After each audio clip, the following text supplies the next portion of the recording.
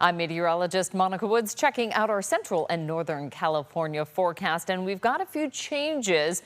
Probably a positive change for a lot of folks as we start to see cooler than average conditions. Along the coast, that means overnight drizzle. For the valley, morning marine stratus. For the foothills, cooler than average conditions. Now for the Sierra, we'll still be tracking a slight chance of some storms, but what we're going to be seeing is clearing skies during the afternoon, but a nice onshore flow develops during the late afternoon and early evening. That's going to pull in some of that marine stratus through the Central Valley, primarily through the Delta, and then kind of spread it out throughout the capital region. It won't quite make it into the central San Joaquin Valley or the northern stretches of the Sacramento Valley, but nonetheless, at least that gives us a hint of that cooler air coming on through for the valley. Here's a look at the Sacramento San Joaquin Valley. This Delta, this is what we're talking about here. This is the region that is kind of the connection between the Bay Area and the Central Valley. When we have a nice strong push of that cooler air, it comes right through this area. Here's a little bit better perspective on a map view. The cool air moves inland from the coast and kind of presses through the lower parts of the region. That's going to be the Delta. That's the lower area where that cooler air has access to move through because it's surrounded by that coastal range. And so where we have that access in the colder and cooler areas, that'll move through the valley and kind of spreads its way north and south.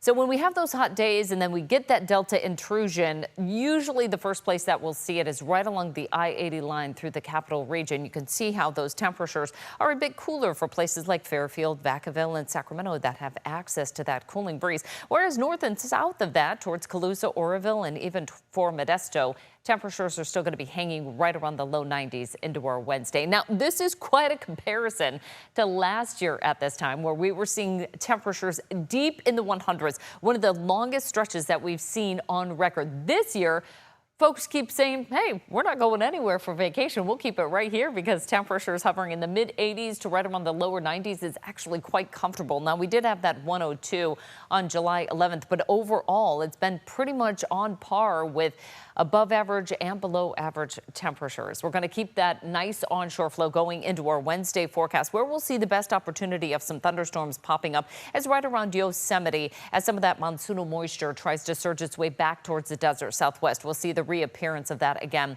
on our Thursday forecast, not really moving much farther north of that into the Tahoe Basin. So we're going to keep it dry actually for the forecast. Highs in the 80s for Truckee and South Lake Tahoe, 80s down the hill through much of the Mother Lode as we move our way southward again towards Yosemite, Sequoia, and Kings Canyon National Park. Highs in the 80s for all the vacationers there. It is absolutely lovely with sunny skies.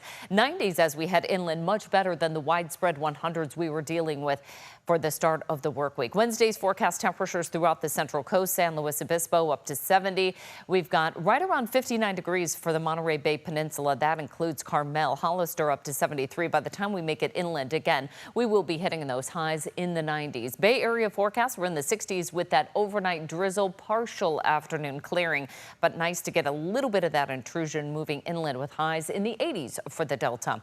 Along the northwest coast, highs are going to stay in the 50s and 60s, move inland. We're out of the widespread 100s into the 90s. Still have that fire burning around Shasta. Not the greatest air quality. Not seeing much of that haziness move its way southward, though. Highs will be in the mid 80s to right around 90. Average high this time of year in the low 90s. We're going to be in the mid to upper 80s instead. Looking on to our extended forecast, highs are going to warm slightly into the weekend, but overall staying pretty close to average. In fact, by next week, we see a couple of 80s back in the forecast.